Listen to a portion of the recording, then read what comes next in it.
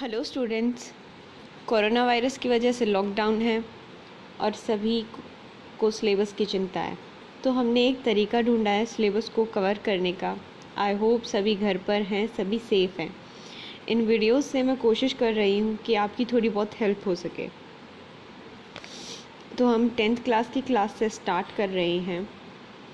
इसमें हम पोएम ले रहे हैं dust of snow.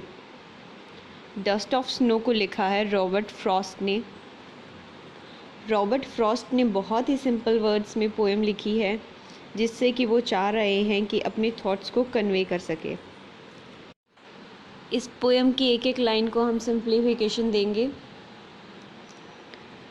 The way a crow Shuk down on me the dust of snow from a hemlock tree. तो poet कहता है द वे ऑफ क्रो, जिस तरीके से एक क्रो ने शुक डाउन ऑन मी, मुझ पर गिराया, द डस्ट ऑफ स्नो, स्नोफ्लिक्स को, स्नो के डस्ट को, फ्रॉम अ हेमलॉक ट्री, कहाँ से? हेमलॉक ट्री से। जो ये क्रो है वो हेमलॉक ट्री के ऊपर बैठा है और जो पोएट है वो हेमलॉक ट्री के नीचे बैठे हुए हैं। Has given my heart a change of mood and saved some part of a day I had rued. Has given my heart a change of mood, कहते हुए पोएट बताते हैं कि जो क्रो ने हेमलॉक ट्री से डस्ट ऑफ स्नो पोएट पर गिराए हैं, उससे पोएट का मूड चेंज हो जाता है। पोएट के अंदर एक पॉजिटिविटी आती है। पोएट जो सुबह से ही अपसेट था, डिसअपॉइंटेड था, थोड़े से डिप्रेसिव मूड में था, उसमें थोड़ी सी पॉजिटिविटी आई है और जो उसका बाकी का दिन जो इन्हीं थॉट्स की वजह से, इसी नेगेटिविटी की वजह से बर्बाद होने वाला था, पॉजिटिविटी की वजह से बच गया। तो यहाँ पर स्टूडेंट्स, पोएट यही कहना चाह रहा है कि एक छोटा सा इंसिडेंट हमारी लाइफ में ट्रेमेंडस चेंज ला सकता है, पॉजिटिविटी ला सकता है। तो आगे मैं इसको थोड़ा और सिंपल करने की कोशिश करती हूँ। थोड़ा पैराफ्रेज करते हैं इसे। द वे अ क्रो, यहाँ पर जो वर्ड क्रो है वो एक इल ओमेन है और जो हेमलॉक ट्री है वो भी एक इल ओमेन है। और जो ये दोनों ही वर्ड्स हैं वो पोएट के डिप्रेसिव मूड को बताते हैं। शुक डाउन का मतलब होता है ड्रॉप, किसी चीज़ को गिराना। On me refers to the poet. तो कैसे जो इल ओमेंस हैं, जो बैड मूड है, पोएट उनसे कैसे बाहर आता है? बस एक सिंपल से इंसिडेंट की वजह से। Has given my heart a change of mood, जो उसका मूड है, जो उसकी मेंटल स्टेट है, वो चेंज हो जाती है, नेगेटिव से पॉजिटिव हो जाती है। यहाँ पर जो वर्ड र्यूड है उसका मतलब है बीइंग वेस्टेड, बर्बाद होना।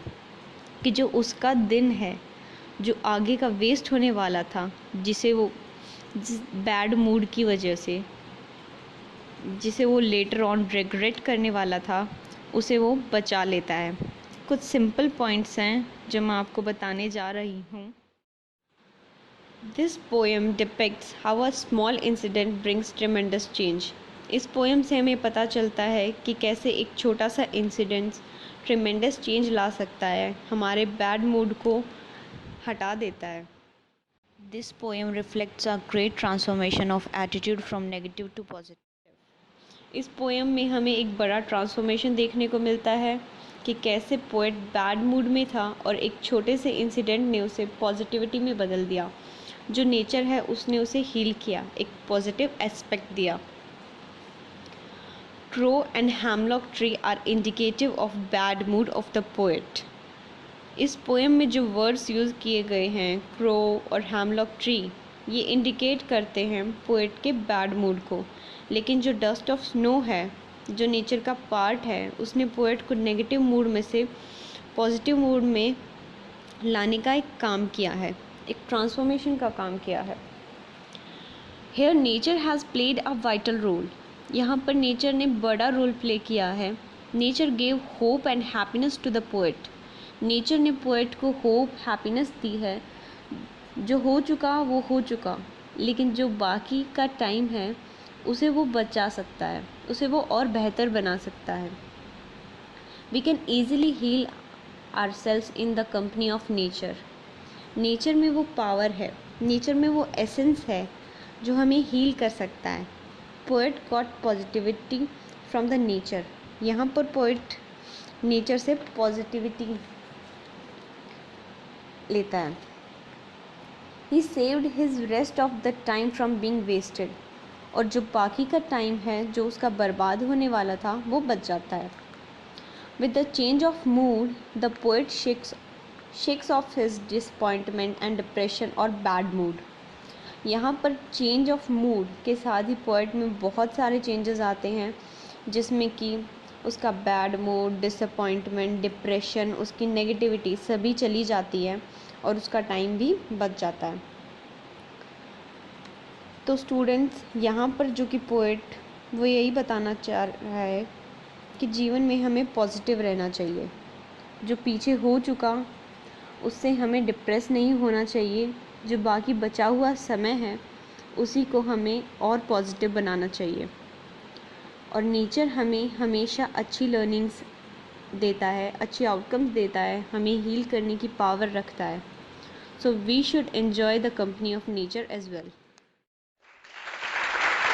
Thanks students for listening it carefully. I hope हम कुछ एफर्ट से सिलेबस को कवर कर पाएँ. आगे भी इसी तरह की वीडियोस आती रहेंगी. कुछ समझ नहीं आए तो आप कमेंट करके बता सकते हैं. Feel free to ask any questions related to the poem.